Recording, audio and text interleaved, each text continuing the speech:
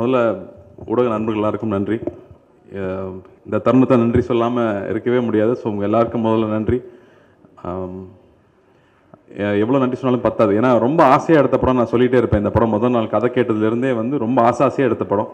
So ஒரு விஷயம் இந்த படத்தில் நான் கற்றுக்கிட்டதுன்னு சொன்னால் பாசிட்டிவிட்டிங்கிற விஷயம். சூரிய சொல்லப்பில் பாசிட்டிவிட்டி பரவதில்லைன்னு, அது மாதிரி இந்த பூஜை போட்டதுலேருந்து ஒரு பெரிய நம்பிக்கை இருந்துச்சு இந்த படத்து மேலே. ஏன்னா பாண்டியராஜ் சார் சொன்ன மாதிரி அத்தனை டிராஃப்ட் எழுதியிருப்பார் அந்த கதைக்கு. ஏன்னா திருப்தி இல்லாமல் சார் எந்த படத்துக்கு நான் அவ்வளோ உழைச்சது இல்லைன்னு நான் ஆண்டவனை வேண்டிகிட்டு இருந்தேன். அவருக்காவது இந்த படம் ஓடிடணும்னு சொல்லி நான் வேண்டிக்கிட்டே இருந்தேன். ஏன்னா அவ்வளோ உண்மையாக உழைக்கிறப்போ அதுக்கான கரெக்ட் அங்கீகாரம் கிடைச்சதான் தொடர்ந்து ஒர்க் பண்ண முடியும். அதுதான் ஒரு கரெக்ட் உதாரணமாகவும் இருக்கும் சொசைட்டியில். நல்ல படம் எடுத்தால் ஓடுறதுலையே எதுக்கையாவது எடுக்கணும்னு ஒரு செகண்டில் சொல்லிட்டு போயிடலாம். அப்படி இல்லை, நல்ல படம் எடுத்தால் ஓடும், மக்கள் வந்து பார்ப்பாங்க. ஒரு மணி நாளுக்கு அப்புறம் தேட்டரில் மல்லிப்பூ ஸ்மெல் வருதுன்னு சொன்னாங்க. அது மாதிரி எல்லாரும் வந்து குடும்பத்தோடு பார்த்தாங்க. பால் புட்டியோட குழந்தைக்கு பால் கொடுத்துக்கிட்டே வந்து படம் பார்க்குறாங்கன்னா எவ்வளோ நன்றி சொன்னாலும் பத்தாது. ஸோ திரையரங்குக்கு வந்து இந்த படத்தை பார்த்து வெற்றி பெற செஞ்ச தமிழ்நாட்டு மக்கள் எல்லாருக்கும் ரஜினி சார் சொல்கிறது எந்த அளவுக்கு உண்மைன்னு ஒரு வாட்டியும் நான் நிரூபிச்சுட்டே இருக்கீங்க. தமிழ் சினிமாவை வாழ வச்சுட்டு இருக்கிற தமிழ் மக்கள் எல்லாருக்கும் இந்த தருணத்தில் மறுபடியும் நான் நன்றி தெரிவிச்சுக்கிறேன். இந்த படத்தில் நான் வந்து நிறையா இன்டர்வியூஸில் பல தடவை வந்து எல்லாருக்கும் நன்றி சொல்லிட்டேன், ஒவ்வொருத்தரை பற்றி சொல்லிட்டேன். ஆனால் இந்த படம் ஒரு நிறைய பேர் சொன்னாங்க, இப்போ ஊர்லாம் வந்து விவசாயம் பண்ணுறதுக்கு பசங்க வெக்கப்பட்டுக்கிட்டு இருக்காங்க, இந்த படத்தை நீங்கள் தூக்கி நிப்பாட்டிட்டீங்க, அதனால் நீ விவசாயின்னு சொல்லி போர்டு போட்டுக்கிட்டு தைரியமாக விவசாயம் பண்ணுவாங்க அப்படின்னு எல்லாரும் சொன்னாங்க. அது எனக்கு ரொம்ப சந்தோஷமாக இருந்துச்சு. இல்லாட்டி விவசாயம் வந்து ஒரு பாவப்பட்ட தொழிலாகவும், நம்ம வந்து இந்த சினிமாவில் காமெடிக்கு வைப்பாங்க, அப்பா அவர் ஒரு தமிழ் வாத்தியார்ப்பா பாவம்னு, அந்த மாதிரி விவசாயிகளும் நம்ம ஆக்கி வச்சுருக்கோம். அப்படி கிடையாதுரா, நாங்கள் கெத்தாக இருக்கோன்ற மாதிரி இந்த படத்தில் ஆக்கி கொடுத்தீங்க, நன்றின்னு சொன்னாங்க. அவங்க கேட்டுக்கிட்ட ஒரு விஷயத்தை இங்கே நான் பதிவு பண்ணிக்கணும்னு ஆசைப்பட்டேன். நான் தனியாக அந்த படத்தை பற்றி நான் பாண்டியராஜ் சார் பேசுகிறத நான் ஜாஸ்தி பேச போகிறது கிடையாது. ஸ்டாப் அப்படின்னு ஒரு மூமெண்ட் ஆரம்பிச்சிருக்காங்க. ஸ்டாப் STOP அப்படிங்கிறது. எஸ்ங்கிறது என்னென்னா சுகர். ஒயிட் சுகருங்கிறது வந்து ரொம்ப ரொம்ப கெடுதல் உடம்புக்கு. நம்ம எல்லாரும் சேர்த்து வச்சிருக்கிறது வந்து இன்றைக்கி டயபெட்டிக் தான். அப்படிங்கும்போது ஒயிட் சுகர் பயன்படுத்துறத தவிர்த்துருங்க.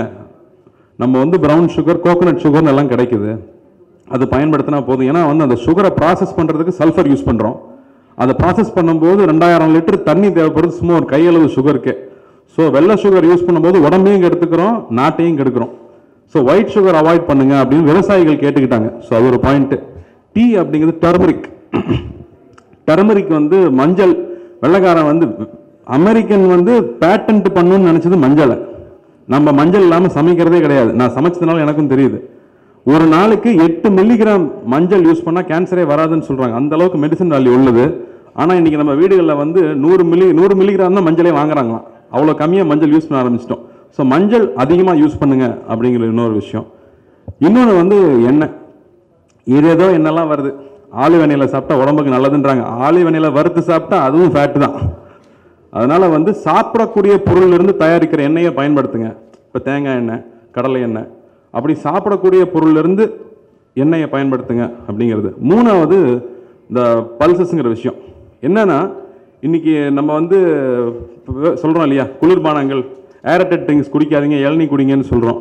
அப்போ முடிஞ்ச அளவுக்கு நம்ம ஊர் பொருட்கள், இப்போ ஒரு தேட்டரில் வந்து இளநீ விற்கிறாங்களாம், கேட்குறதுக்கே சந்தோஷமாக இருந்துச்சு. அந்த மாதிரி பல்சஸ் நம்ம சாப்பிட்ற பருப்பு வகைகள் இருக்கு இல்லையா, அது ரொம்ப முக்கியமாக நம்ம ஊர் பருப்பு வகைகள் சாப்பிட்ணும். டான்சானியாவில் இருந்து வாங்கிட்டு வந்தால் நமக்கு வந்து உளுந்தும் பருப்புமே அங்கேருந்து தான் வாங்குறோமா. அங்கேருந்து வாங்கினா நமக்கும் அவங்களுக்கு 35 ரூபா வித்தியாசம். அதனால கம்மியான காசு செலவு கூட நிறையா பருப்பு வாங்க முடியும்னு அங்கேருந்து வாங்கி தான் இங்கே விற்றுக்கிட்டு இருக்கோம். உள்ளூரில் பயிரிடுற பொருட்களை நம்ம வாங்கி சாப்பிடணுங்கிறது அவங்களுடைய வேண்டுகோள். ஏன்னா எல்லா விவசாயிகளுக்குமே அவங்களுடைய பொருள் கரெக்டான விலை அவங்களுக்கு கிடைச்சதுனாலே அவங்க வந்து யாருக்கிட்டையும் கையெழுந்து நிற்க வேண்டிய அவசியம் இல்லை. அதனால் நான் உடனே ஒரு கேள்வி கேட்டேன். இப்போ இதை போய் நான் மக்கள்கிட்ட சொன்னால் அவங்க அடுத்து கேட்பாங்க, நம்ம ஆளுங்க விளைவிச்சது எங்கெங்கே கிடைக்கும்னு கேட்பாங்க. அதுக்கு இப்போ நிறைய பேர் வந்து விவசாயிகள்கிட்ட இருந்து டைரெக்டாக வாங்கிட்டு வந்து விற்கிறாங்க.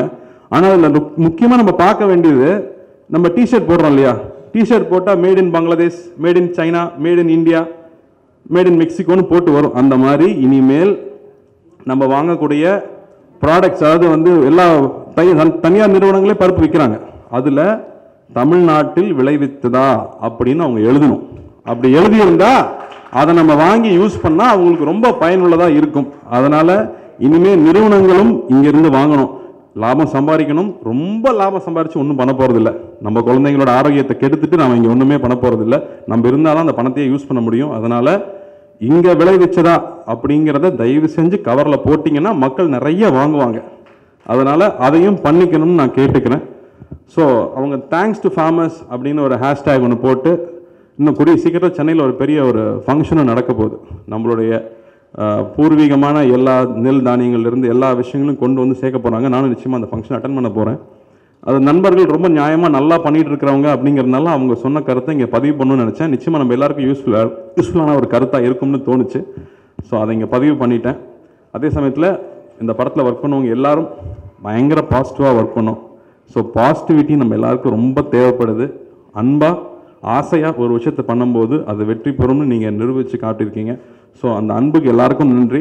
முன்னாடி ஒருத்தவங்க பேசும்போது சொன்னாங்க, நாங்கள் 5 பொண்ணுங்க, எங்கள் வீட்டில் தம்பியே இல்லை, எங்கள் வீட்டுக்கு வந்துடுங்க, நாங்கள் தங்கமாக வச்சு பார்த்துக்குறோம். நாங்கள் இதை விட வேறு என்ன வேணும்?